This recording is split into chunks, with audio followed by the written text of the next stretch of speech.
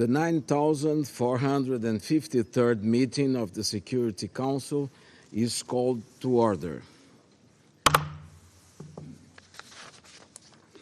The provisional agenda for this meeting is the situation in the Middle East, including the Palestinian question.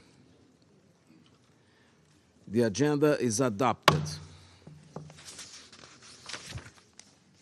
In accordance with Rule 37 of the Council's Provisional Rules of Procedure, I invite the representatives of Israel, Sudan, and the Bolivarian Republic of Venezuela to participate in this meeting. It's so decided. The Security Council will now begin its consideration of item 2 of the agenda.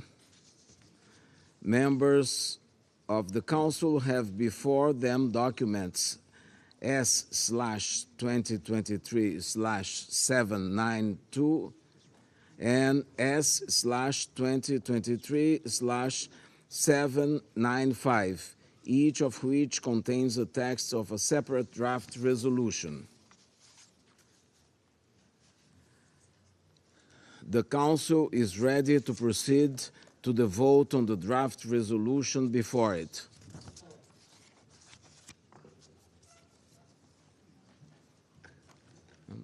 They asked. I now give the floor to those members of the Council who wish to make statements before the vote. I give the floor to the permanent representative of the Russian Federation.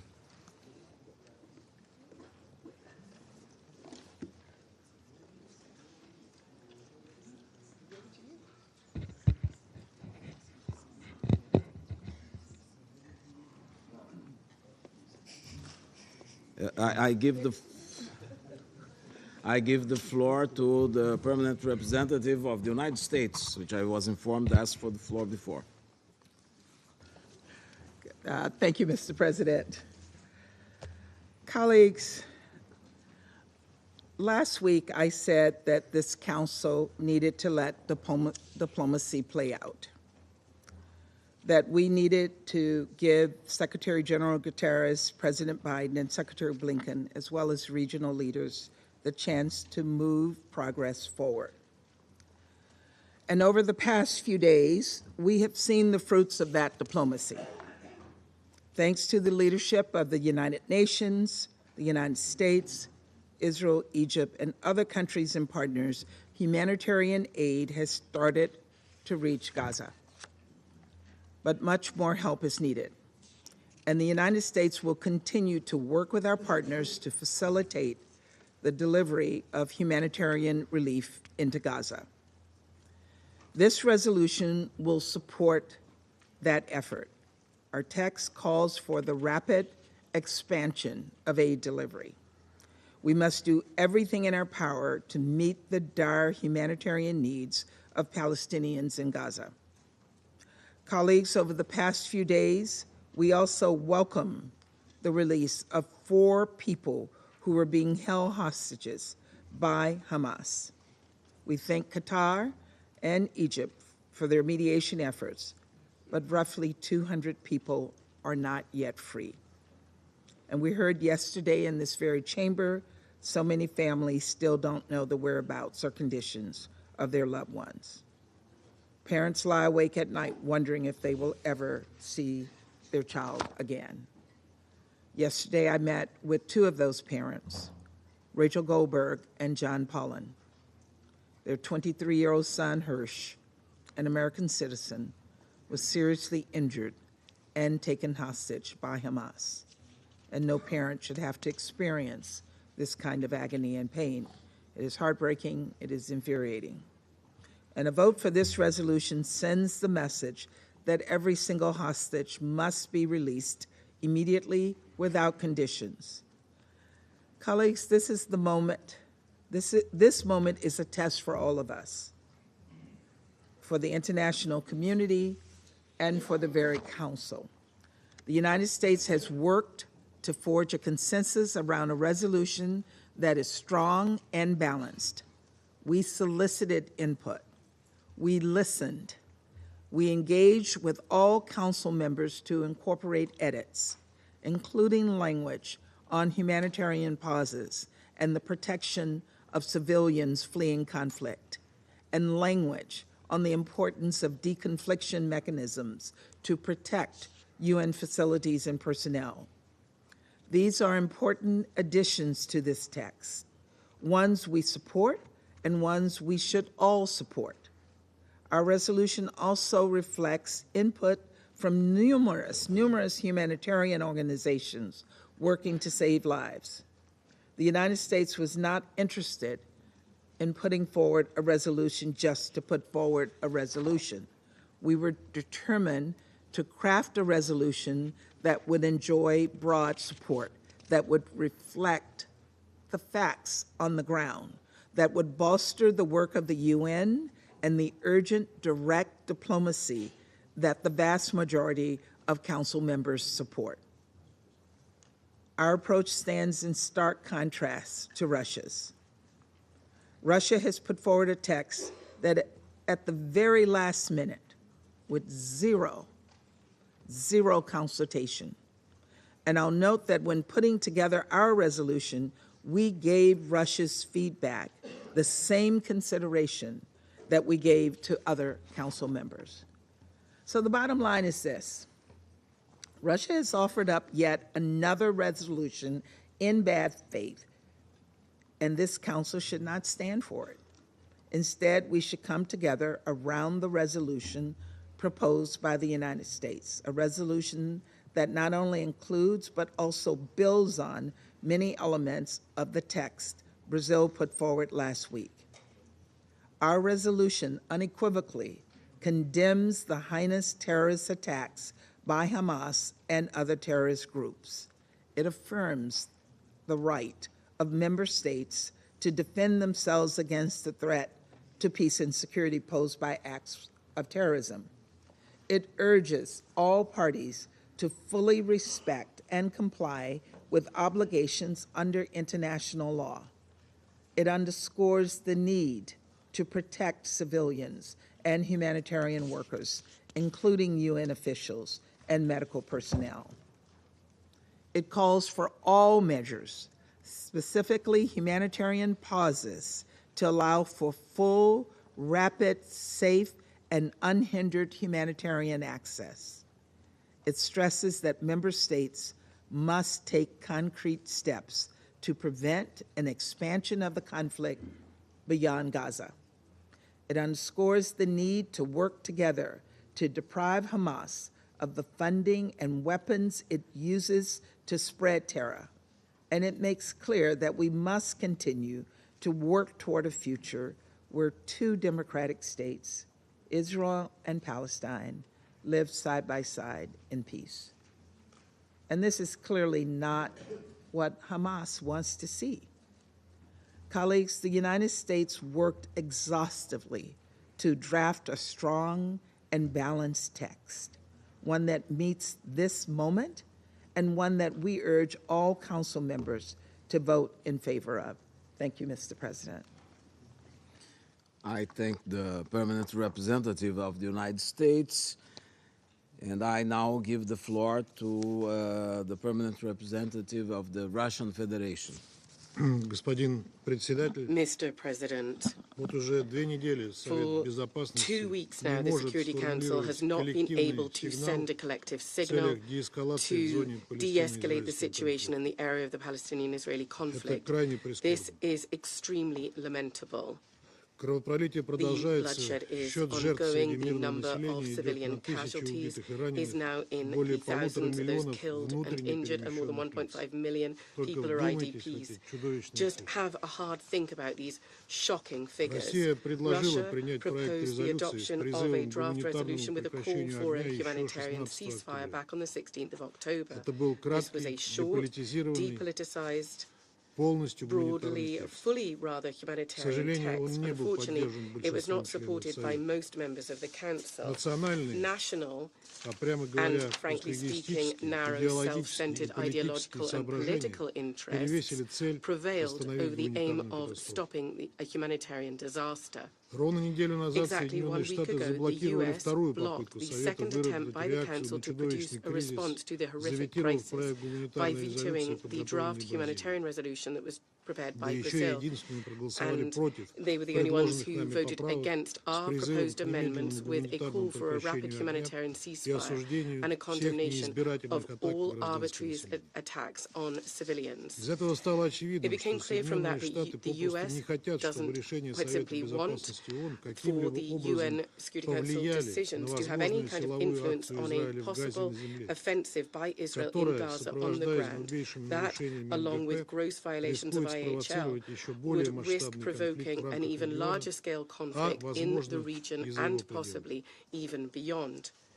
Теперь Соединенные Now, Штаты, the пытаясь US приглушить trying резкую to критику в tamper свой the адрес за sharp criticism применение вето со against it стороны for using международного its сообщества, veto, and this is from the стараются international продавить community, некий is trying to новый push проект, through a насыщенный kind of new политизированными, draft, plumped full of неуместными и крайне politicized, сомнительными положениями. irrelevant and very dubious Хочу provisions. отдельно отметить, I'd like что to point никакого out нормального that no консультативного normal процесса по consultative нему в Совете не process было. on it was conducted Несмотря in the на то, что Council, наша despite the американская fact that коллега our American только что colleague has заверяла just нас в обратном. assured us of the very Авторы opposite. The проигнорировали sponsors практически все ignored замечания practically all делегаций, comments made by а также delegations сложившуюся в and нем практику also работы the по practice проектным of документам. working on draft documents. Американская The American делегация прямо delegation отказывала другим directly членам Совета refused в возможности консультаций со other столицами, Security Council members the устанавливая opportunity of consulting нереалистичные with крайние capitals, сроки. establishing unrealistic urgent deadlines. Неудивительно, что It's not итоговый surprising продукт that the final совершенно product дотягивает даже до reach минимальных in any стандартов way качества. the most basic standards Он of quality. по-прежнему не содержит It призыва still к does not прекращению contain a огня. call for a В ceasefire. нем нет It осуждения has no неизбирательных condemnation атак по of гражданскому arbitrary attacks населению и on гражданским civilians объектам and в Газе. civilian objects in Нет Gaza. отрицания There's no любых denial действий, of any направленных на actions насильственное переселение мирных seeking граждан. to ensure the forced movement of civilians. Это насквозь политизированный This документ, единственная extremely цель politicized которого не спасти document мирное население, clearly has one aim, а not застолбить to save политические civilians, установки but США to в shore регионе up через the US's навешивание political ярлыков. situation in the region through pinning labels.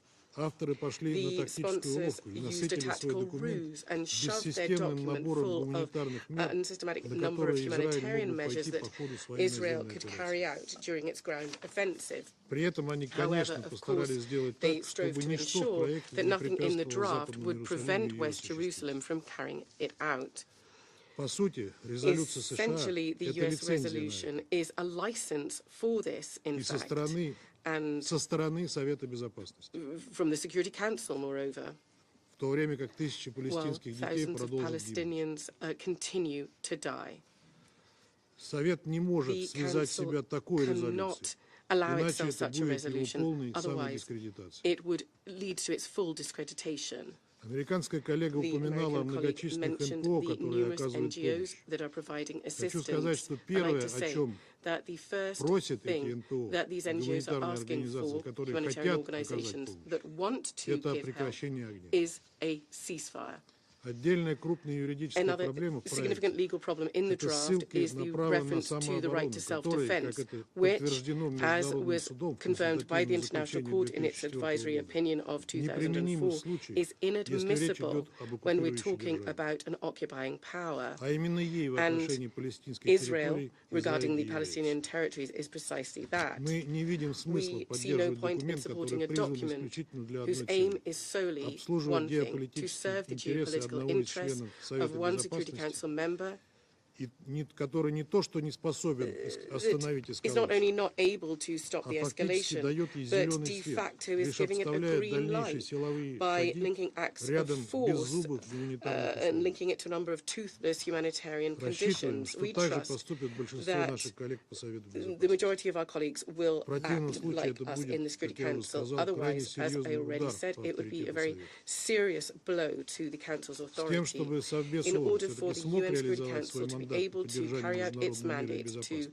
ensure the мы maintenance of international подготовили peace and security, альтернативный we have проект prepared a резолюции. draft alternative resolution. Он составлен на основе It was опробированного compiled гуманитарного based языка и on вобрал approved наиболее humanitarian полезные language элементы из and американского, the most useful бразильского и elements from первого the American, российского Brazilian, проекта. and the first Russian draft. Не видим We причин, see по no которым reason члены Совета why members of the Безопасности Security могут отказать ему Council в would поддержке. refuse to support Разве it, только если because прекращение огня и only установка if этого нового витка насилия в их планы вообще не входит. cessation of violence or Это a ceasefire последняя попытка and a Совету stopping of this new выполнить spiral of violence is something that doesn't fall in with their возложенные на plans. него благородные This функции. last attempt of the Призываем ее Council не упустить. is something that really is in line with its functions, and I would very much urge you not to miss this opportunity. Thank you. I thank the permanent representative of the Russian Federation for his statement. I shall first put to vote the draft resolution contained in document S/2023/792 submitted by the United States of America. Will those in favor of the draft resolution contained in document S/2023/792 please raise their hand?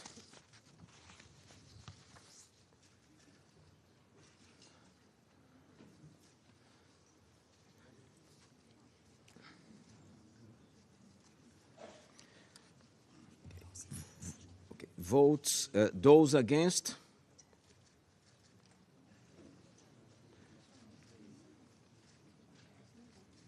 Abstentions?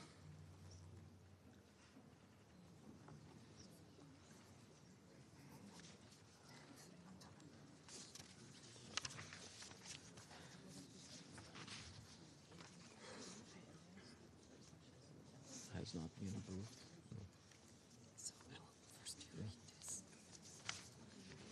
So the result of the voting is as follows: 10 votes in favor, 3 votes against, 2 votes abstention. The draft resolution has not been adopted owing to the negative vote of a permanent member of the Security Council. Okay, now this one.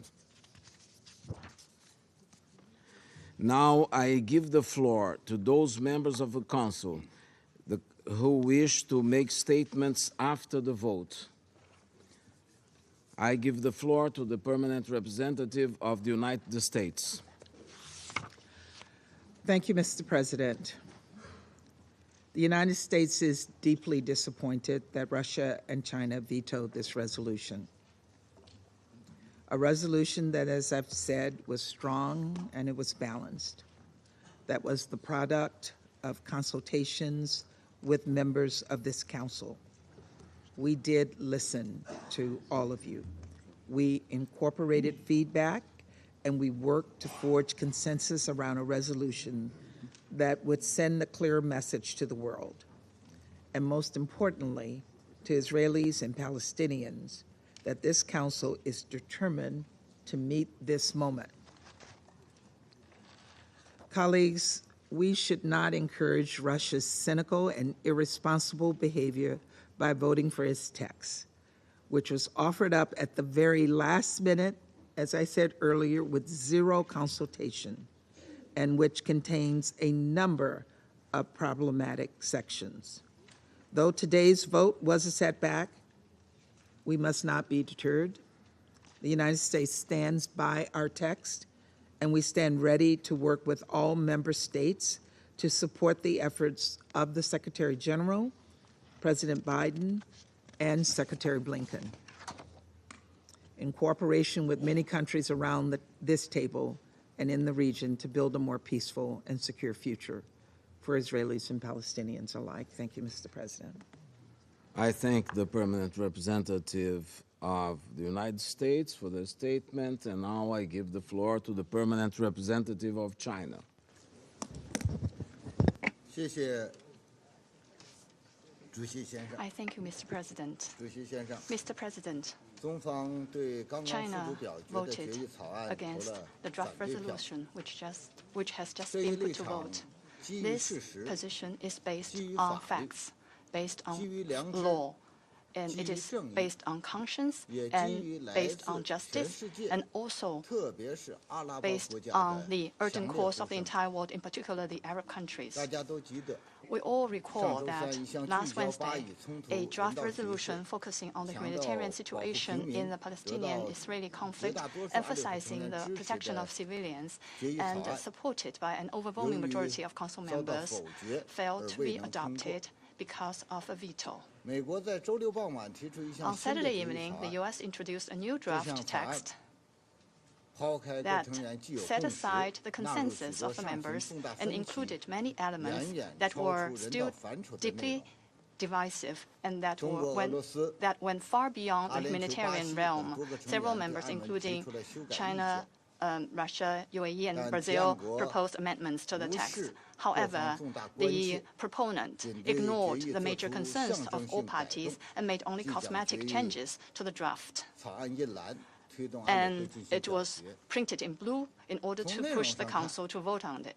In terms of its content, the draft is seriously out of balance and confuses right and wrong. In terms of the approach, the draft was introduced in haste and lacked the consensus it deserved. In terms of its effectiveness, the draft does not reflect the world's strongest calls for a ceasefire, an end to the fighting, and it does not help to resolve the issue based on the above.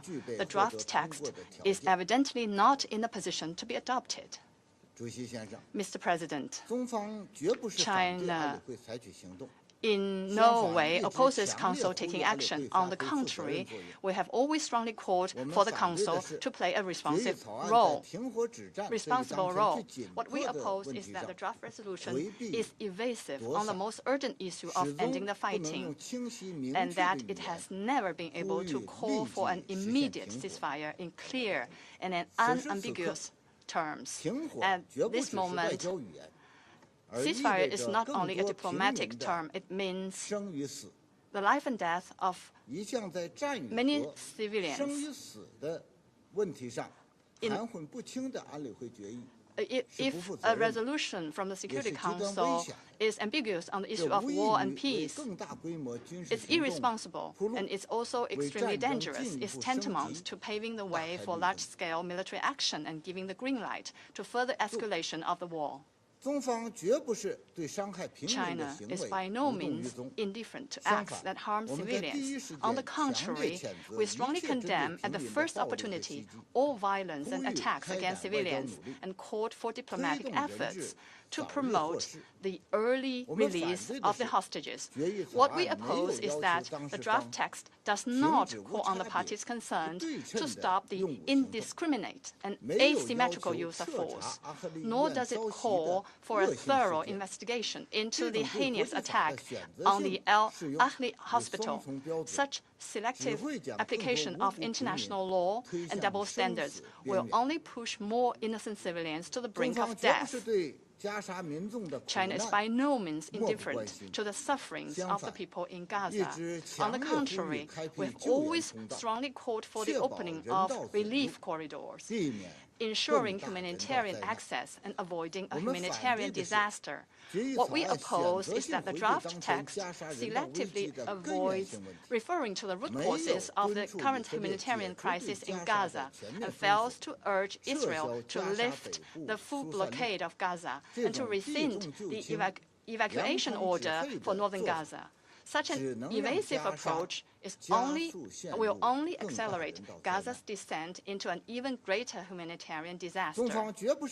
China is in no way denying Israel's security concerns. On the contrary, we've always strongly advocated that equal attention should be paid to the security concerns and legitimate rights of both Israel and Palestine. What we oppose is that the draft text attempt to establish a new narrative on the Palestinian-Israeli issue, ignoring the fact that the Palestinian territories have been occupied for a long time and evading the fundamental issue of independent statehood for for the Palestinian people.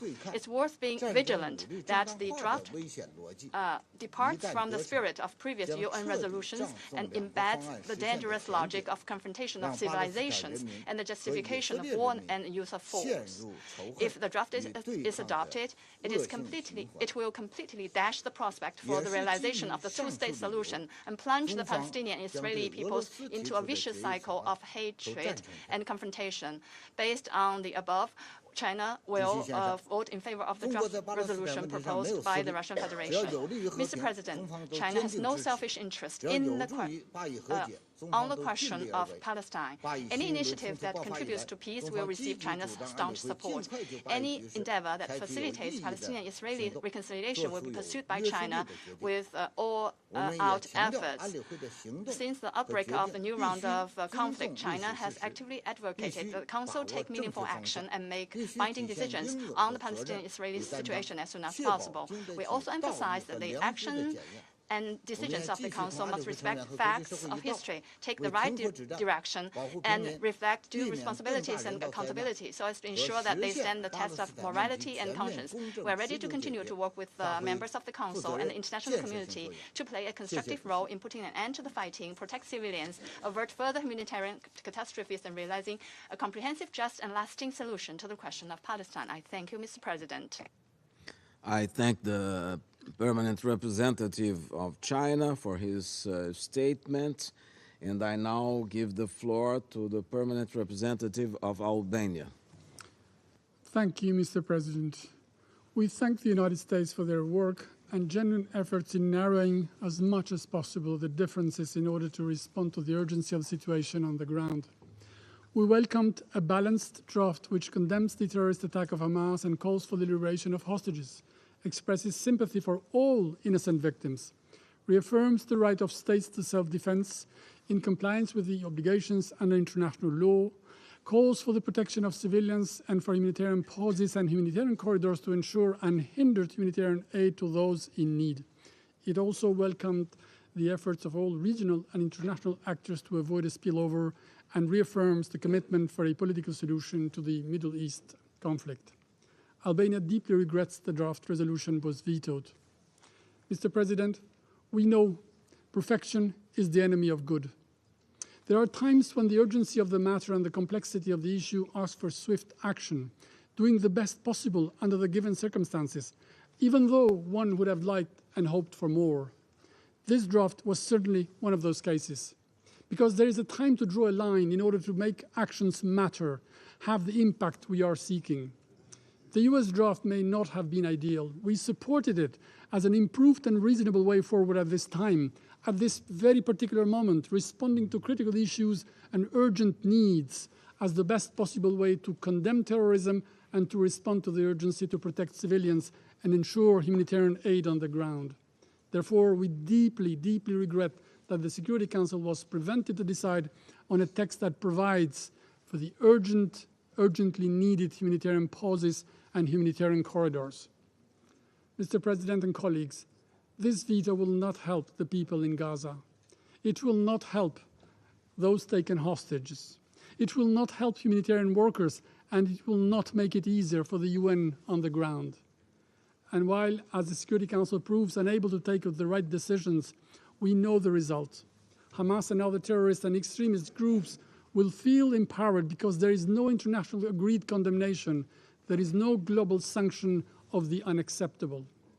Mr. President, despite successive failures, we must not lose hope. We cannot renounce, because it is not only our job, it is our responsibility. We will continue to work in good faith to have the Council act on this critical issue in a balanced and fair manner, discharge its responsibilities, but also maintain its deeply affected credibility. I thank you. I thank the permanent representative of Albania for his statement, and I now give the floor to the permanent representative of Ecuador. Gracias, señor presidente. Thank you, Mr. President. Colegas del Colleagues, Consejo de Seguridad, Members of the hemos Security votado a favor Council, we del voted proyecto de in favor resolución of the que draft acabamos de resolution considerar, which we have cuyo just had texto before ha sido us. The presentado text luego was de un proceso de introduced negociación after a en negotiating el que han process participado in muchos which miembros del many Consejo. members of the Council El participated. proyecto resultante contiene The elementos de draft gran urgencia contains y elements of relevancia. great urgency and Por ejemplo, relevance. For example, El proyecto the reafirma draft la obligación reaffirms the de respetar obligation y to cumplir respect and plenamente comply todas las fully obligaciones with all en virtud del derecho obligations internacional, under el international derecho law, internacional de los derechos humanos, el international derecho human internacional rights de los law, refugiados international y el law derecho on internacional refugees, humanitario. and international El humanitarian proyecto law. también pide que The se draft adopten also todas las medidas requests necesarias, that all measures incluyendo necessary be adopted, específicamente including pausas specifically humanitarias humanitarian para permitir el pauses acceso in order to humanitario allow pleno, for rápido, full, rapid, seguro safe, y sin trabas. unhindered Y señala que el humanitarian personal access, humanitario y el personal médico and to allow deben ser respetados y humanitarian protegidos. and medical personnel Los through, estados and tienen to make derecho a sure they are defender a su protected. población The states y al have right ejercer la to legítima defend their defensa population deben and to asimismo respetar en todo defend their momento los country principios del derecho internacional legitimately, humanitario. and that should be Creemos stand que esto queda alongside claro en la international law, resolución, en and el we saw proyecto. that that was clearly pointed out in Señor the draft. presidente, estoy seguro Mr. que cada President, uno de I'm nosotros, convinced that each and miembros every de este one of us, Consejo, members of this consideramos Council, que el texto believe podría ser that the mejor. text could be improved Pero upon. también estoy seguro, But I'm also completamente fully seguro, de convinced que no todos los that vamos a coincidir we en are cuál not es all la going to parte por mejorar agree y en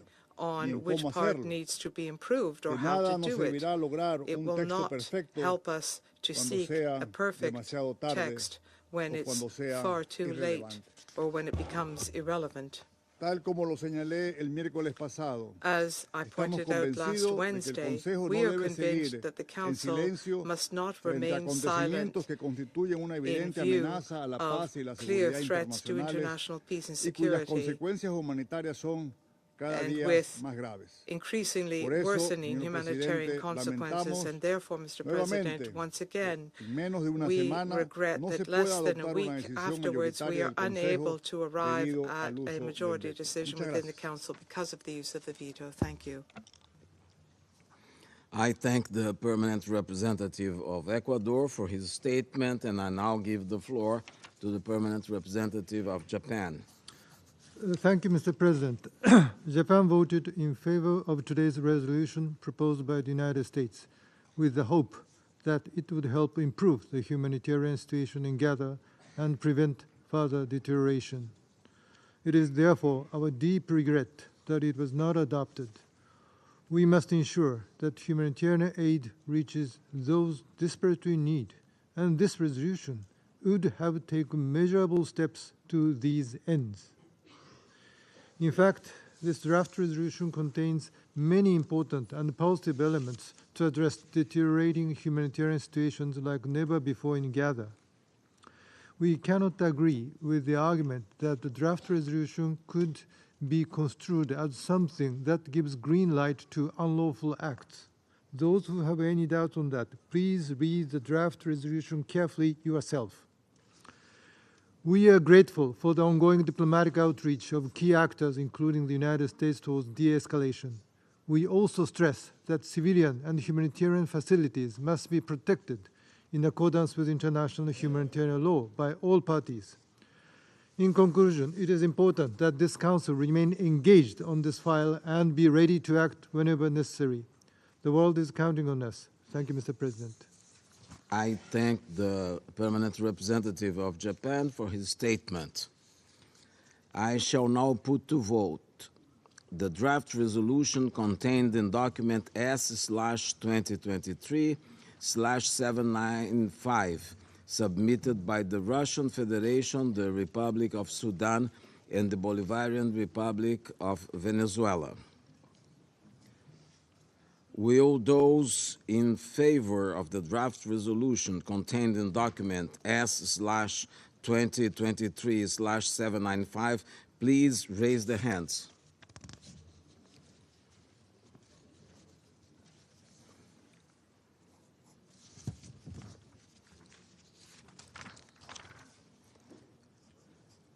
Those against?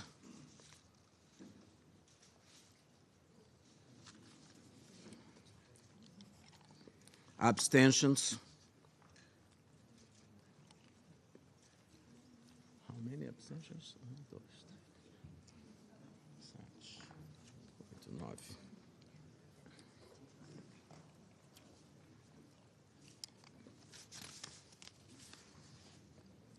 The result of the voting is as follows: 4 votes in favor, 2 votes against, 9 abstentions. The draft resolution has not been adopted, having failed to obtain the required number of votes. Now I give the floor to those members of the Council who wish to make statements after the vote. I give the floor to the permanent representative of the Russian Federation.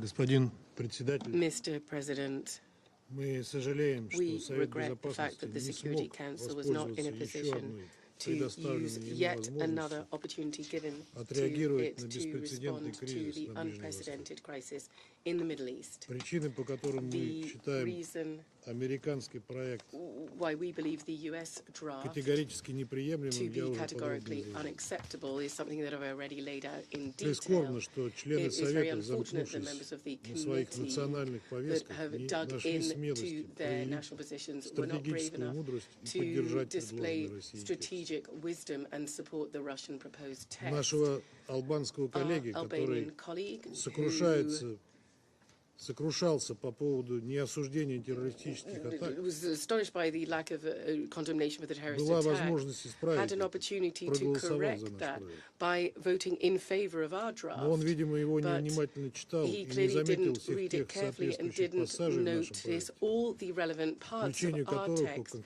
он, как всегда, and эмоционально призывал. the inclusion of which he always emotionally talks about. Сожалеем, что Совет regret the fact that Безопасности the он не Security оправдал Council возложенных на него надежд.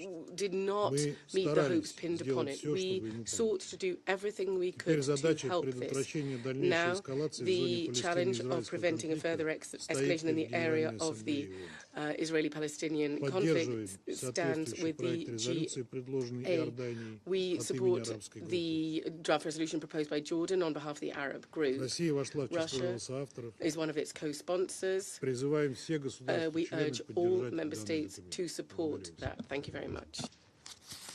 I thank the permanent representative of the Russian Federation for his statement, and now I give the floor to the permanent representative of the United States. Thank you, Mr. President. I'll keep this short because, frankly, it's not worth wasting any more time discussing Russia's bad faith resolution. Colleagues, the United States could not support yet another Russian resolution that was put forward with no consultation, that failed to reflect the realities on the ground. It is disappointing that Russia would rather try and score political points and further divide this council than address the current urgent needs of Israelis and Palestinians. We all see that Russia is doing nothing to engage any of the relevant parties or support diplomatic efforts, including by the United Nations, to get more aid into Gaza. We'll say this again. The United States stands ready to work with all member states that are genuinely committed to advancing peace and security. We must put the interests of the region and the world above all else. Thank you, Mr. President. I thank the representative of the United States for his statement, and I now give the floor to the permanent representative of the United Arab Emirates. Mr. President, the UAE's votes today were strictly on the merit of the draft resolutions submitted to this Council and how they tangibly respond to the dire situation in Gaza. We know what the most pressing humanitarian needs are. The UN and NGOs have been very clear.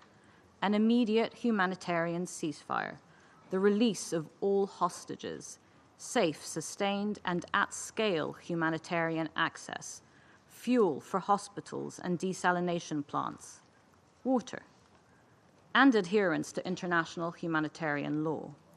Yesterday, we heard dozens of statements imploring this Council to assign the same value to Palestinian life as it does to Israeli life. We cannot allow any equivocation on this point. There is no hierarchy of civilian lives. These must be the priorities of any resolution adopted by this Council. Furthermore, we cannot be silent on the question of forced displacement and the evacuation order. Crucially, the Gaza Strip is occupied territory. There should be no ambiguity about that. We still hope that forging consensus is possible, but clearly it will require more work. The stakes are too high. Civilians in Gaza cannot be abandoned. The Security Council must step up, as we have heard clearly from countless foreign ministers just yesterday. And that is the work that the UAE will turn to now. Thank you. I thank the permanent representative of the United Arab Emirates for her statement, and I now give the floor to the representative of Gabon. Merci, Monsieur le Président. Thank you very much, Le Mr. Gabon a President. voté en faveur des deux Gabon projets de voted in favor résolution of the two draft présentés resolutions introduced respectivement par les respectively délégations by the américaines United et States russes delegation and the pour Russian marquer delegation son soutien au peuple to express our palestinien support for et the israélien, Palestinian and ainsi Israeli que son people, attachement as well à la as our paix. commitment to peace. C'est cet attachement à la paix et It à la is that protection des commitment to populations peace and the civiles desire to qui nous protect avait déjà amenés civilians à voter en that led faveur us des to vote in résolutions favor of the présentées par la resolutions Russie, introduced puis by le Brésil les Russia 16 et and then 18 Brazil octobre on the dernier. 16th and 18th of Par ce October. vote, mon Through this pays vote, réaffirme my country son is appui à toute reaffirming its initiative support qui for permet any de sauver des initiative vies humaines. allowing Les éléments qui human vont lives to be contribuer saved à l'amélioration du in sort des order to populations improve the civiles fate of et à la civilian désescalade populations and figurent to dans les ensure deux projets de de-escalation. résolution Those que le references Gabon a appear in soutenus, both draft à resolutions savoir which Gabon la supported, condamnation namely des actes terroristes du condemning 7 terrorist octobre du acts Hamas à l'encontre which took d'Israël, place la by nécessité de respecter Hamas le against droit the Israeli international people de on the garantir 7th la of sécurité October, des civils the et des infrastructures right civiles, to ainsi guarantee que celle des civilian travailleurs people et and des biens civilian humanitaires. infrastructures as well as L'importance de protect fournitures humanitarian continues, workers. The important suffisantes et sans need for entrave a de biens et supply services of goods essentiels is aux absolutely civils à Gaza. necessary for the civilians in L'exigence de Gaza. libérer The requirement immédiatement to et sans immediately condition release without tous les any otages. conditions all hostages. L'attachement à une Our solution commitment to a pacifique pour peaceful résoudre le conflit solution to resolve the israélo-palestinien, Israeli-Palestinian ainsi que conflict, l'attachement à as la well as solution our à deux commitment États. to a two-state Nous solution. regrettons We que regret les antagonismes au that sein de ce Conseil, le manque antagonism within d'unité this qui n'a pas council permis and the lack d'aboutir à of un texte unity has meant that we consensuel. are unable to arrive at a Nous sommes consensus conscients text. que les We textes are aware of présentés the ne fact prennent that pas the en compte texts toutes les put forward do préoccupations not take légitimes. on board all Mais of le our Gabon est legitimate d'avis concerns, but que ces Gabon projets de feels résolution that contiennent these des draft éléments resolutions qui peuvent contain faire la elements différence sur le which terrain, could make a notamment difference sur le on the plan ground, in humanitaire. particular on the Les actes de humanitarian terreur front. perpétrés le Acts of 7 terror octobre par le carried out on the Hamas 7th of ont October déclenché la by reprise des Hamas hostilités led to a à grande resumption of échelle sur hostilities le sol on a israélien, large à scale Gaza on et en Israeli soil Cisjordanie in occupée. Gaza and in occupied Tous les West Bank. bombardements All of the indiscriminés qui s'en sont indiscriminate suivis bombings which ont have entraîné followed une have escalade de la led to an violence dont les escalation of répercussions violence, the dramatiques sur les repercussions populations of which civiles have et been sur la dramatic on the stabilité de la civilian région population exigent and une have réponse de destabilized the notre region, Conseil. and they require a Une fois de response from the plus, Council. le Once Gabon again, exhorte toutes les Gabon parties à is la calling retenue upon et all au parties respect for de leurs restraint, to obligations respect en their vertu du droit obligations international under humanitaire. international humanitarian law. Un accès sans entrave en Unfettered continu, access une cessation des injonctions de déplacement forcé des an populations de end Gaza, to forced l'ouverture displacement de of people in corridors Gaza, the opening humanitaires, of la humanitarian libération corridors, sans the condition des unconditional otages release of contribueront hostages sans aucun will doute à undoubtedly l'apaisement contribute tant souhaité to par tous. the calm that we Nous all seek. réitérons par la We même occasion reiterate notre as appel à la well levée du blocus de our Gaza call for et à a la lifting of the cessation des blockade against hostilités Gaza qui and the mettra fin cessation au of désespoir hostilities d'enfants, which de femmes et would d'hommes put qui an sont end to the actuellement dans un despair that couloir men, de la women, and mort. children who are now Nous facing soutenons as they les victimes stand before israéliennes. death. We support Il the est Israeli crucial que les victims, and it's responsables des crucial actes de for violence those perpétrés who par are le accountable Hamas for the acts soient carried out by traduits en Hamas to justice be pour répondre brought de to leurs actions. justice for their actions. Nous ne cesserons jamais We de le will répéter. continue to La repeat solution au it. conflit The solution to israélo-palestinien the est politique. Israeli-Palestinian conflict La is political diplomatie, in nature. la négociation et Diplomacy, le dialogue sont les negotiation seuls and armes dialogue are dont the dispose only la communauté ways the internationale international pour community s'assurer has du to respect des ensure légitimes préoccupations that de the legitimate chacune des concerns parties, of both parties are respected, l'autodétermination et le droit à la self-determination sécurité and the et right to garantir la security, paix et la and sécurité will des guarantee peuples peace and security palestiniens for the et Palestinian israéliens. and Je vous Israeli remercie, Monsieur le people. Président. Thank you, Mr. President. I thank the representative of Gabon for her statement, and I give the floor to the permanent representative of the United Kingdom. Thank you, President.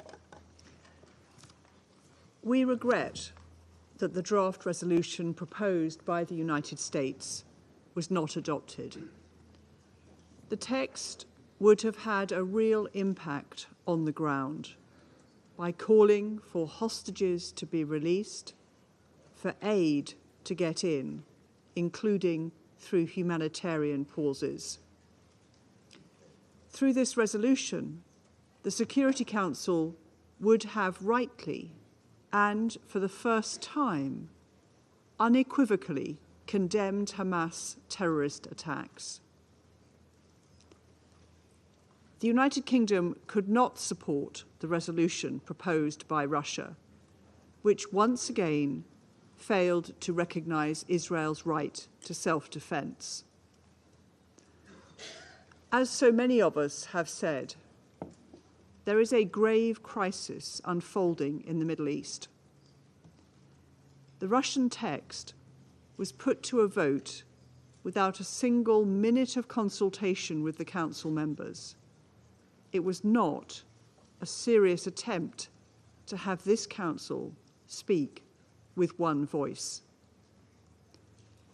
We are committed to continuing to work across the Council towards a balanced text that condemns Hamas, reaffirms Israel's right to defend itself, is clear on the need for everything to be done to protect civilians in line with international humanitarian law, and gets more aid flowing into Gaza. I thank you.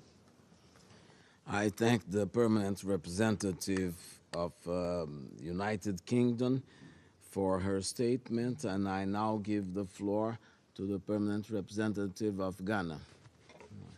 Thank you, Mr. President. We regret that once again the veto has been used to prevent the Council from shouldering its responsibilities in a critical situation that demands decisive action. The trajectory of the ongoing war between the State of Israel and Hamas is simply not sustainable and could engulf the entire region if we do not effectively mobilize as a Council. The civilian cost so far is unacceptable, and more human suffering would occur if we do not act.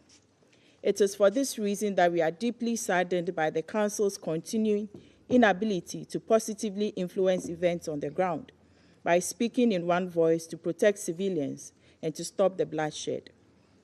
Indeed, Ghana had hoped that the US-sponsored draft resolution, which as a Council we had worked on over the weekend to improve the humanitarian language, including clear references to humanitarian pauses, could have garnered Council's support. While we supported the draft resolution, we still believe that the order for civilians and UN staff to evacuate all areas in Gaza, north of the Wadi Gaza, and relocate in southern Gaza need to be rescinded to save human lives. We thank the Russian Federation for their draft resolution. However, we would have wished for more time to consider the various proposals. In concluding, we reiterate our call for all efforts to be directed towards de-escalating the rising tensions and for our actions to be guided by humanitarian considerations, even in this difficult and tragic moment. I thank you. I thank the representative of Ghana for her statement, and now I give the floor to the permanent representative of Japan. Thank you, Mr. President. Our efforts at this very juncture should be focused upon humanitarian problems that continue to deteriorate. And from that viewpoint, Russian draft contains important elements. We note the incorporation of languages from drafts by Brazil and the US.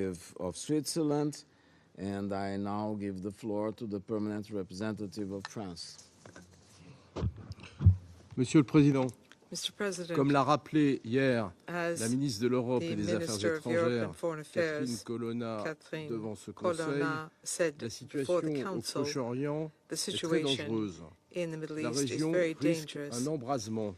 The Notre Conseil doit donc conflict agir may well spill et over, and exercer the ses Council must responsabilités. therefore act and Il doit uphold condamner its sans responsibilities. ambiguïté It must l'attaque unambiguously terroriste du condemn Hamas contre the Israël. Hamas terrorist Il doit attack exiger la against libération Israel. It must immédiate et call for the inconditionnelle de immediate tous and les unconditional otages. release of Il all doit enfin hostages. demander And finally, la it délivrance must sûre et sans call for entrave de the l'aide safe, humanitaire à la unfettered population de access for Gaza. humanitarian aid to the Ce people in Conseil doit Gaza. aussi rappeler This Council qu'Israël a must le also droit recall that de se Israel has défendre the right to defend et le devoir itself de le faire dans and le the respect duty du droit to do so international et en while particulier du respecting droit international international law, in humanitaire. particular La IHL. France appelle à la mise en France place d'une calls trêve for the humanitaire establishment qui of pourra a mener à un humanitarian cessez-le-feu. pause which could Il lead est to a impératif ceasefire. It is que tous les absolutely civils essential for soient all protégés. civilians to be protected. C'est pour cela que la It is for France that a reason voté en that faveur du France projet de voted in résolution favor mis au of vote par the les draft États-Unis. resolution put to a vote by the La France United s'est States. abstenue sur le France projet abstained présenté on par the la draft Fédération de resolution Russie, car put forward plusieurs by the éléments Russian essentiels faisaient Federation défaut. because a number En of important particulier, ce elements were texte lacking. In ne particular, qualifiait this pas l'attaque text du Hamas did comme not qualify terroriste.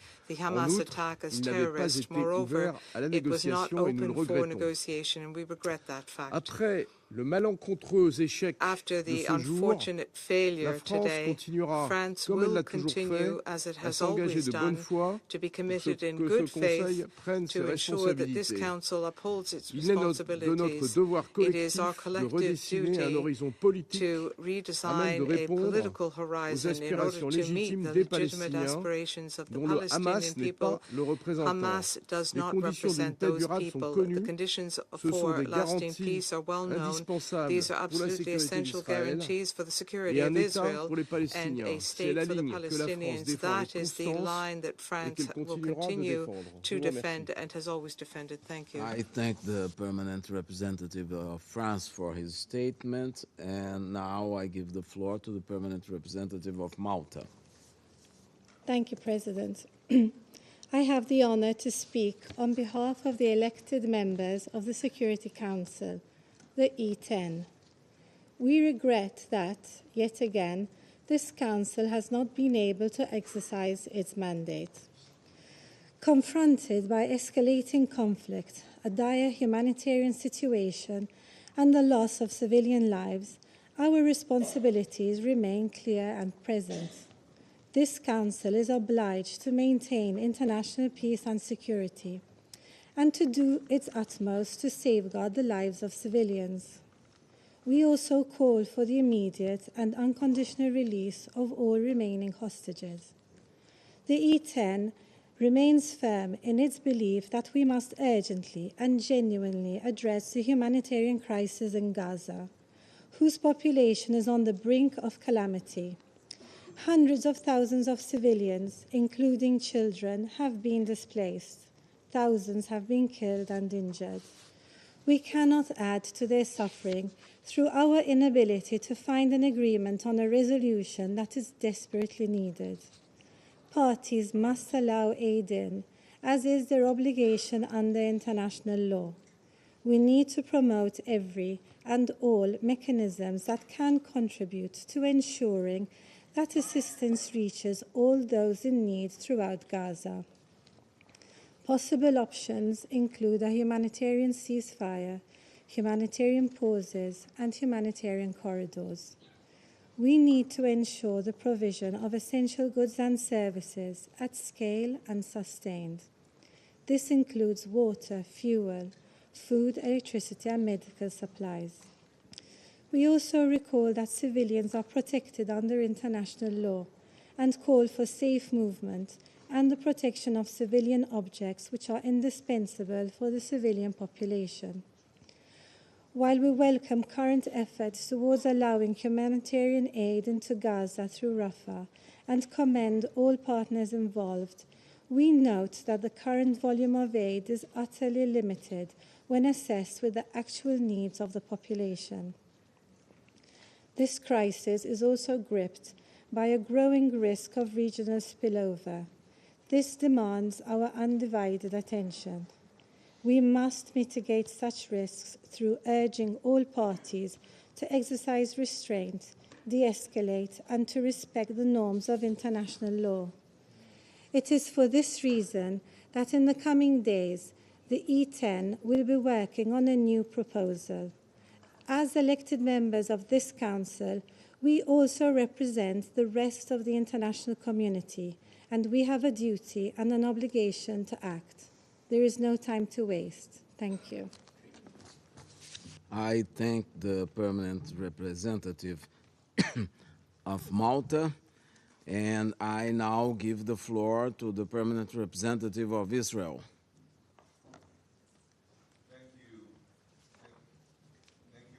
President. I would like to begin by deeply thanking the United States and every other member of this Council that supported this resolution.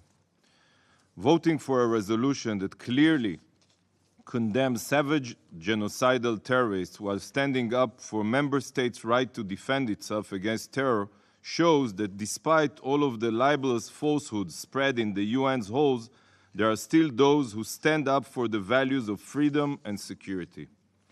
I thank you for your moral clarity in such dark times.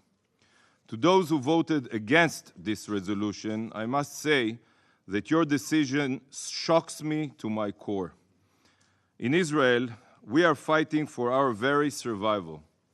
My elderly parents living in Ashkelon have spent the last 20 days running back and forth to their bomb shelters as rockets rain down on them, deliberately on them, on civilians. And you cannot condemn even these deliberate attacks on civilians perpetrated by terror organizations? If any of your countries endured a similar massacre, I am certain that you would act with much greater force than Israel. Much greater force. There would be no question in your minds that such a barbaric slaughter requires a broad military operation against the terrorists who committed such inhumane atrocities to eradicate their terrorist capabilities in order to make sure that such atrocities can never happen again. How would Moscow react if terrorist death squads wiped out entire neighborhoods in Moscow? How would Beijing respond if genocidal jihadis beheaded and murdered your babies? I will give you a moment to reflect on that thought. But I believe every person, not only here in this room, across the globe, whoever is watching this discussion, knows exactly how you would respond. So we don't need a moment to reflect.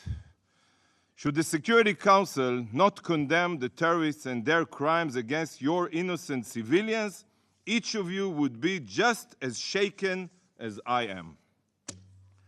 You would feel that there is a blatant double standard and that the international community is blind to your agony and that the Council isn't taking even the most basic steps that anyone with a slight moral compass should take.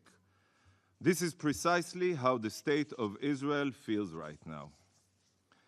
Those who have voted against the US-led resolution have shown the world that this Council is incapable of doing the most basic task of condemning ISIS-like terrorists and cannot confirm the right to self-defense of the victim of these heinous crimes. Israel has been attacked and continues to be attacked. This is a fact. In the south from Hamas and in the north from Hezbollah. What a surprise. Meanwhile, the other resolution, the Russian resolution voted upon today, sought to tie Israel's hands, preventing us from eliminating a threat to our existence and permitting the genocidal terrorists to regroup so they can massacre us again. The absurdity to call on Israel to rescind the call for temporary evacuation is truly unbelievable and goes against every value that this Council represents. By demanding Israel to call on Gazans to return north, the resolution only serves to maximize civilian casualties, not mitigate them. Why would Israel ask Gazans to return to an active war zone? We cherish life and take every measure to minimize civilian fatalities, casualties. We are not fighting the Palestinians. We are fighting only the Hamas-ISIS terrorists. Civilians should never be deliberately put in harm's way. Furthermore, the alternative resolution, the Russian resolution, makes no mention of our right to self-defense, nor does it mention Hezbollah, the terrorist force on Israel's northern border that has spent the past weeks firing rockets without any reason, mortars and anti-tank missiles at Israeli towns and cities.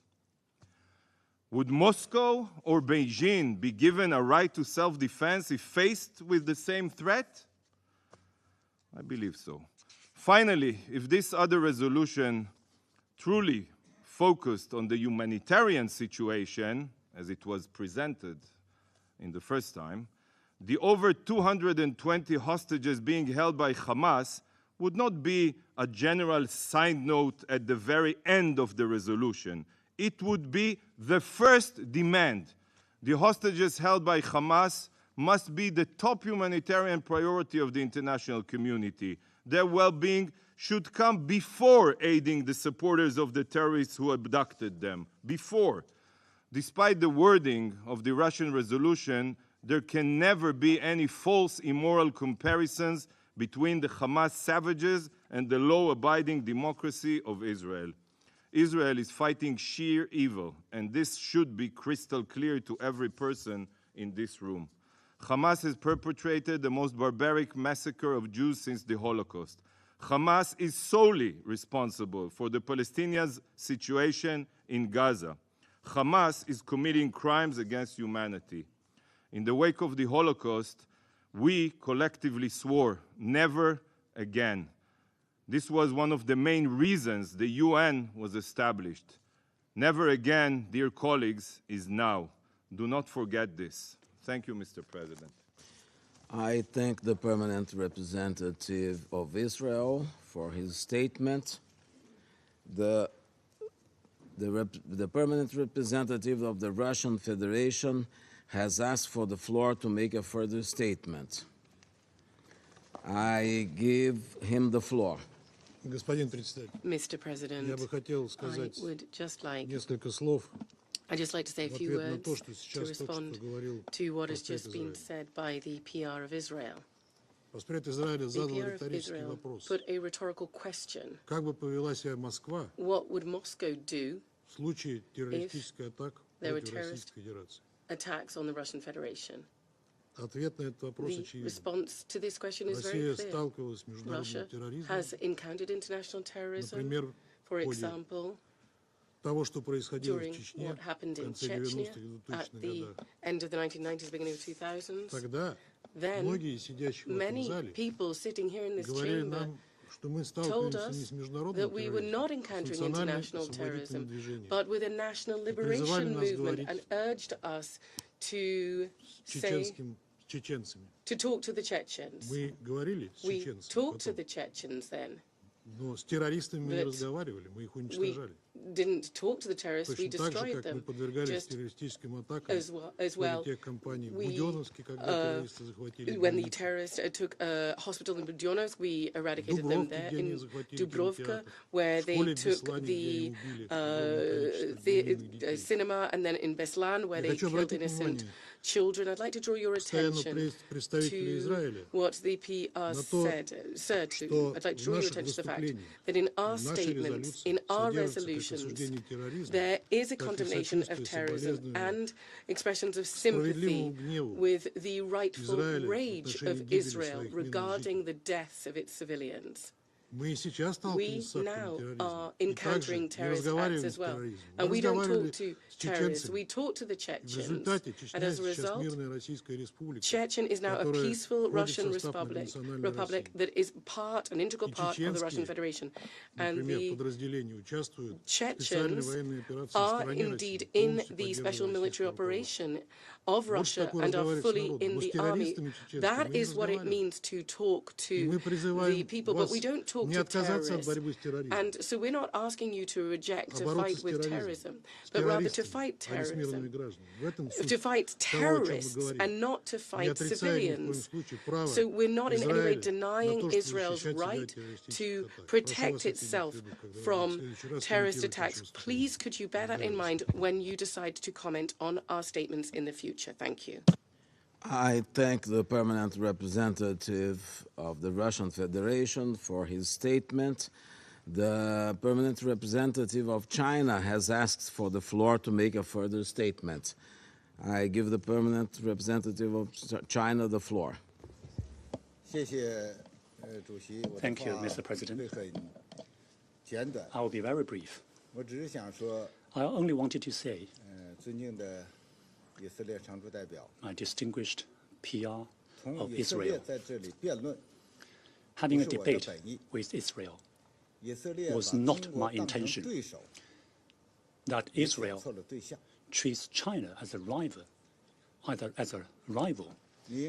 You've picked the wrong target, probably. You should be aware that from the very start of this round of conflict between Palestine and Israel, China has unequivocally condemned all acts that harm civilians in violation of international law. When we refer to civilians, they include both Palestinian civilians and those of Israel. Second, regarding today's resolutions, you made some comments. I'd like to remind you that just last week, this Council, there was a resolution before the Council which contained elements that condemned Hamas attacks. China voted in favor of that resolution. However, that resolution was vetoed. Third, in my earlier statement, I made it abundantly clear that China is not denying Israel's legitimate concerns. However, we emphasize equal attention to the legitimate security concerns and legitimate rights of both Palestine and Israel in the current circumstances. When we try to deal properly with this round of the conflict between Palestine and Israel, we cannot deny that the rights of the Palestinian people have for a very long time not been properly guaranteed, and the only way out, we believe, is the two-state solution, but that has not been properly settled. So let's be frank, let's be honest, face up to facts, and put aside differences and join forces to handle well the prevailing issues, and also to chart a path whereby both Palestinians and Israelis can live in harmony, tranquility, peace, and happiness. I thank you, Mr. President. I thank the permanent representative of China for his statement. There are no more names inscribed on the list of speakers. The meeting is adjourned.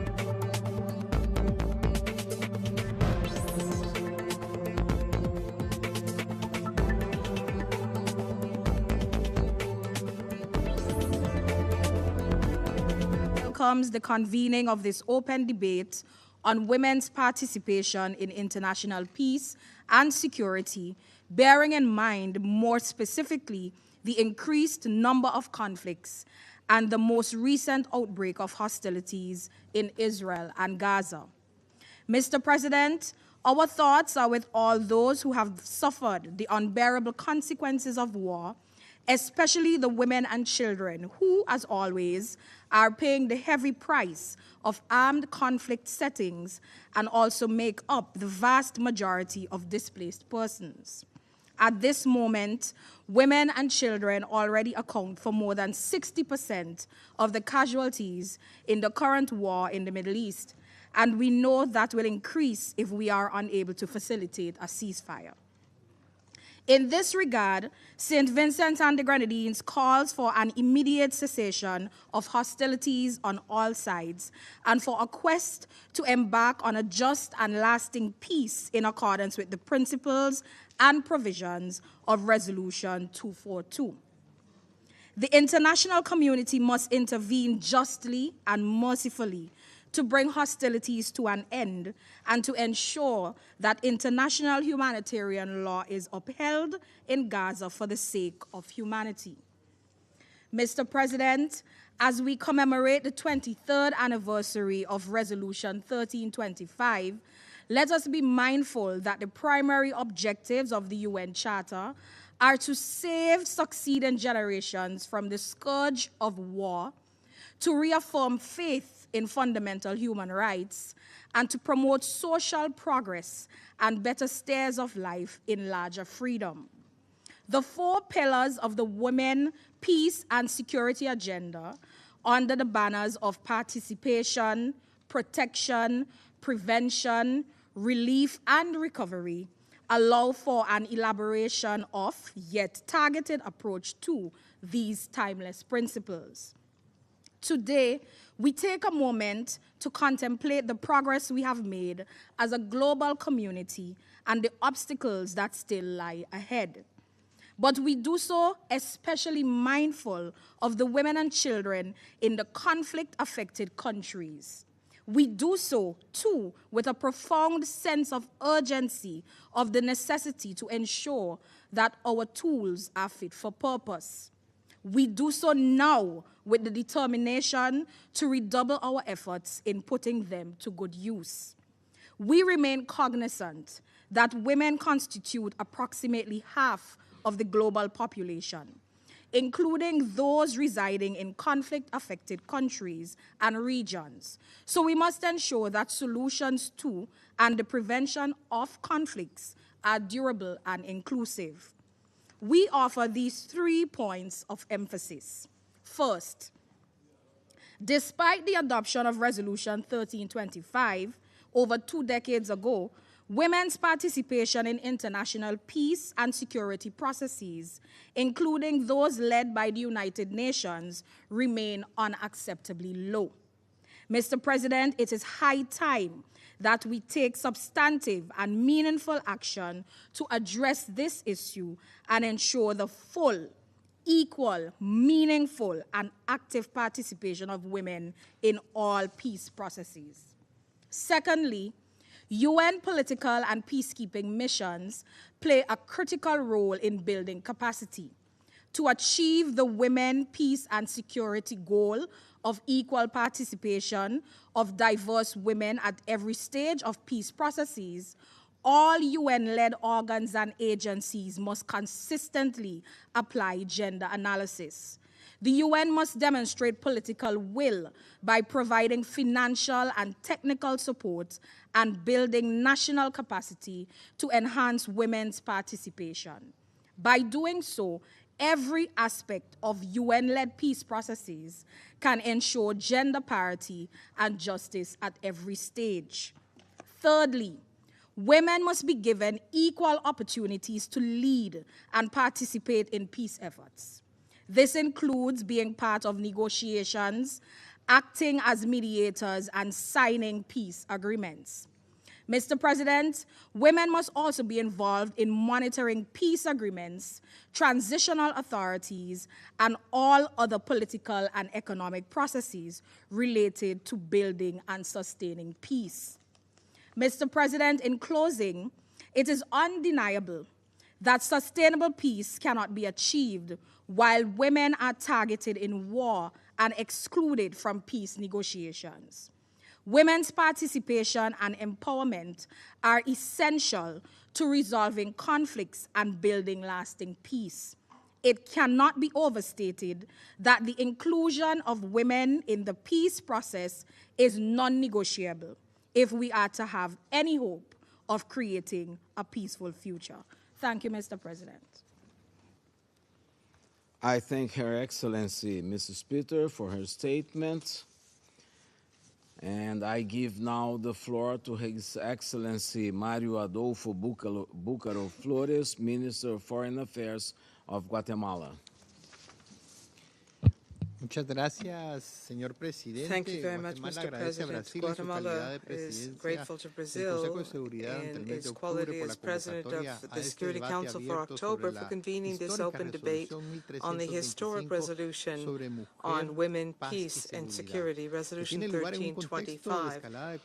This meeting is taking place in a context of global escalation of conflicts, including the atrocious attacks by Hamas against the State of Israel, which Guatemala firmly condemns.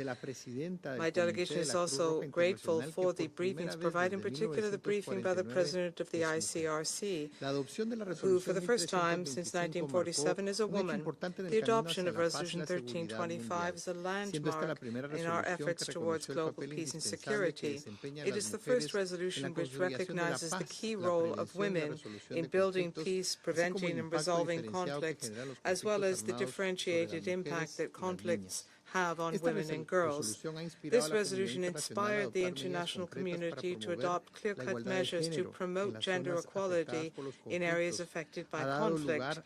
It has led to 9 subsequent resolutions and frameworks, as well as a complete array of efforts which have evolved to include women in peace and security initiatives. I would highlight the following contributions. It has shed light on gender-based violence, which tends to happen in conflicts. It's promoted measures to protect women and girls from sexual violence in these areas. It's improved the understanding of the specific needs of women and girls in a humanitarian context, which has led to the provision of support and different types of support and rehabilitation to survivors. The drafting of 95 national plans of action in Guatemala have now been adopted. I would say that Guatemala is the 8th Latin American country and the 2nd Central American country to have drafted a national plan of action. In 2017, it has an annual roadmap for implementation, and it is proof of the state's commitment to promoting action for the global agenda of women, peace, and security. Guatemala has ratified a number of international conventions to shoulder our legal responsibility to protect people and their fundamental rights. The protection and promotion of women's human rights by the state of Guatemala is based primarily on the CEDAW Convention, on the Beijing Platform of Action, and the SDGs. I would also underscore the fact, Mr. President, that today, we are committed to involving women in peacekeeping operations, and we recognize the need to increase the number of women.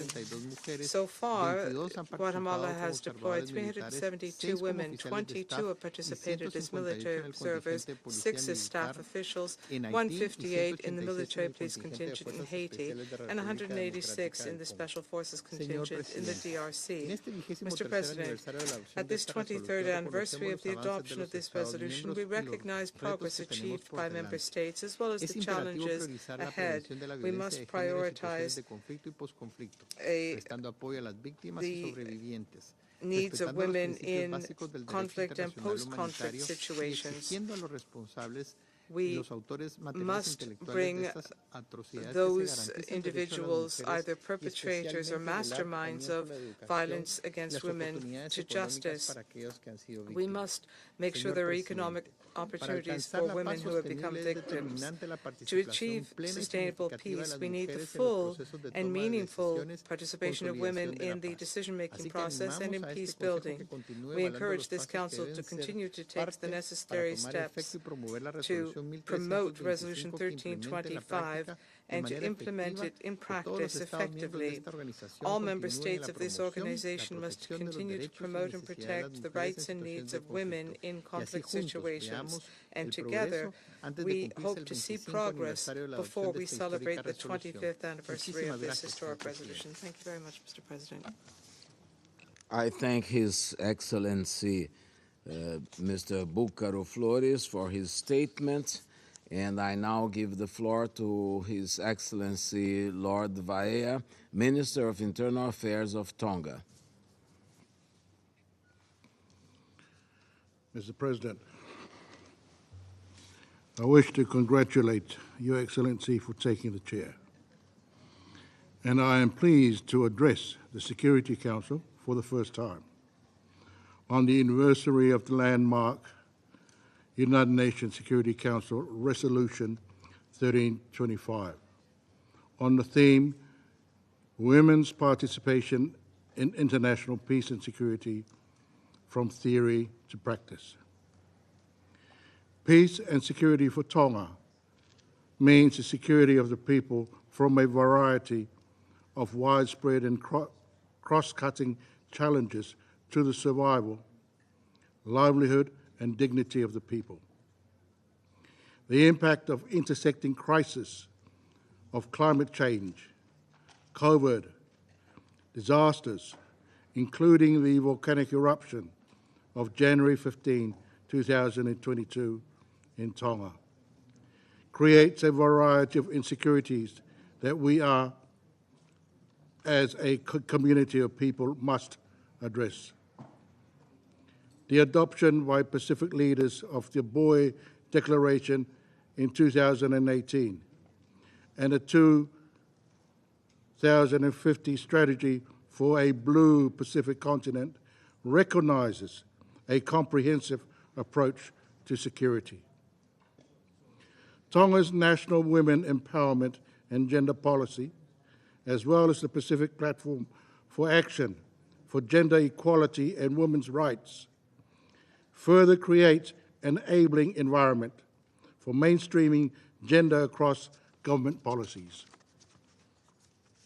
Programs and services, including budget allocations, aligns well with the goals of a women's mediators networks. We propose for the United Nations Security Council to support climate change to include increased collaboration with the Peace Building Commission, other intergovernmental entities, the United Nations system and civil society to better support conflict prevention efforts. The appointment of a special representative of the Secretary General on climate and security and the deployment of a dedicated staff, such as the climate security advisors. Leveraging existing mechanisms, such as the climate security mechanism. Integrating climate data in early warning system and other data and reporting tools, including regular reporting to the United Nations Secretary General, to the United Nations Security Council, incorporating climate risks in mandates of peacekeeping and special political missions, and encouraging climate-informed mediation, peacekeeping initiatives, and peace operations, among others.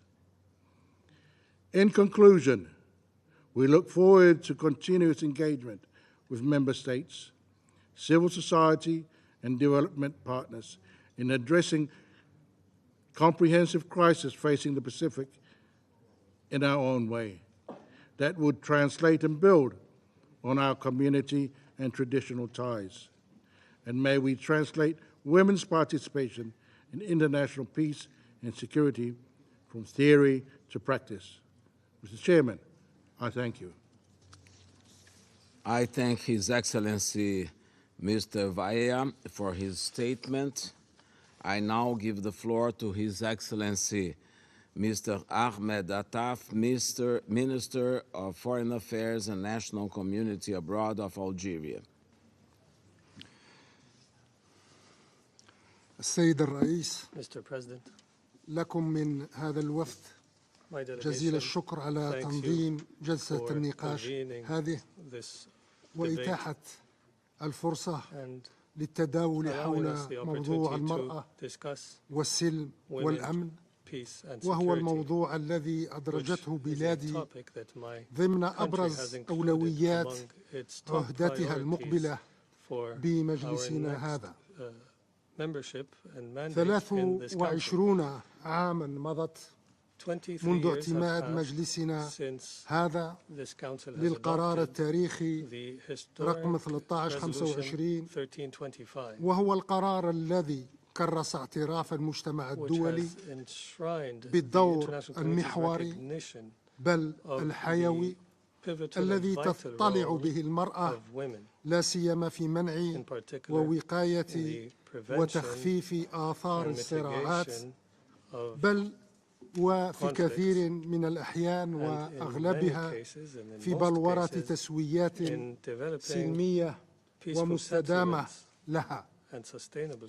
في هذا الإطار يرحب هذا الوفد بالتقدم المحرز في تجسيد مقتضيات هذا القرار الهام، وبالخصوص ما تعلق بإدماج أجندة المرأة والسلم والأمن بوتيرة متزايدة وبصورة بارزة في أشغال منظماتنا الأممية ومختلف هيئاتها الفرعية، وكذا على المستويين الإقليمي والوطني.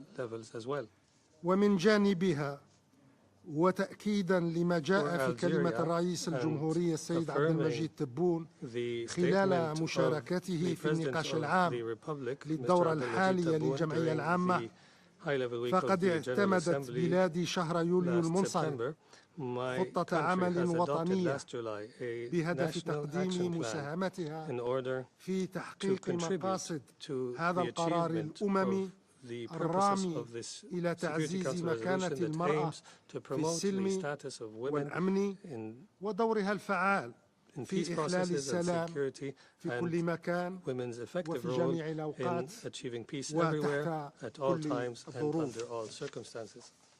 إن الجزائر تحتفظ بكل فخر واعتزاز بمساهمات حرائرها من النساء اللائي سجلنا حضورهن في جميع المحطات البارزة من تاريخ بلادنا، انطلاقا بمرحلة الكفاح ومقارعة الاستعمار، ومرورا بمرحلة بناء الدولة الوطنية السيدة، ووصولا إلى المرحلة الراهنة وما تطرحه من تحديات وفرص لترسيخ صرح دولة الحق والقانون ولتعزيز التنمية الاقتصادية وللنهوض بالرفاه الاجتماعي.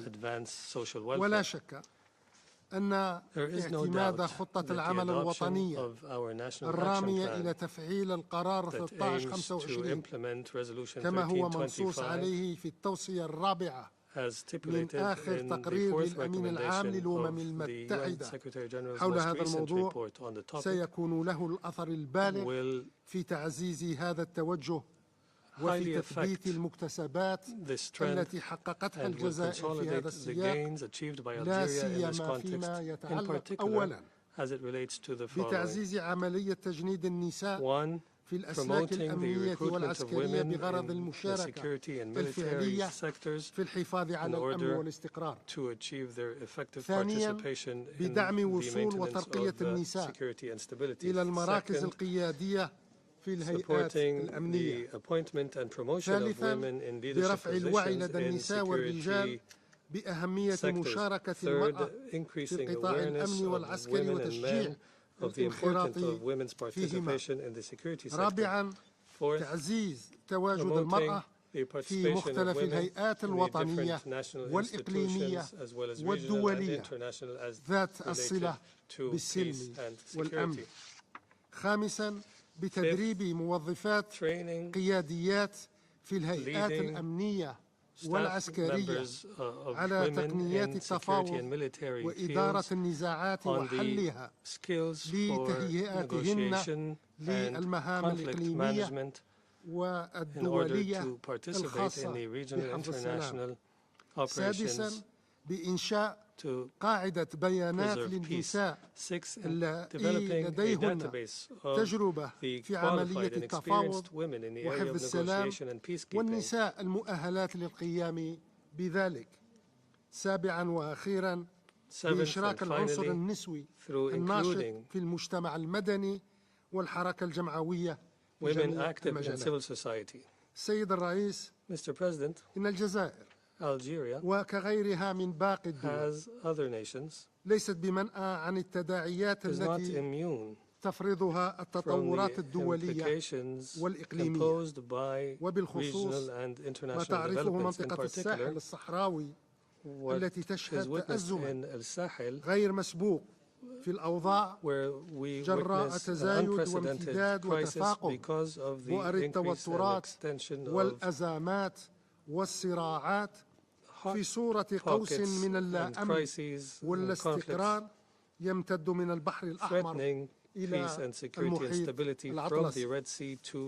ومن هذا المنظور فإن خطة العمل التي اعتمدتها بلادي بمحاورها الأساسية الثلاث: المشاركة، الوقاية، والحماية، تشكل استراتيجية استباقية ووقائية تهدف إلى النهوض بمكانة المرأة في المجتمع والإقرار بدورها في مجال السلم والأمن، لا سيما من خلال دعم مشاركتها في المفاوضات وعمليات حفظ السلام وبناء السلم بطريقة دائمة ومستدامة. وختاما، أوجه تحية كبار وإجلال للنساء الفلسطينيات على صمودهن في وجه العدوان الغاشم للاحتلال الإسرائيلي على قطاع غزة المحاصر، وعلى جلادهن في وجه ما يحاك ضد القضية الفلسطينية، مثلما أحيي ثبات المرأة الصحراوية في الدفاع عن حق الشعب الصحراوي في تقرير المصير وفق ما وضعه مجلسنا هذا من قرارات ومراجع وضوابط.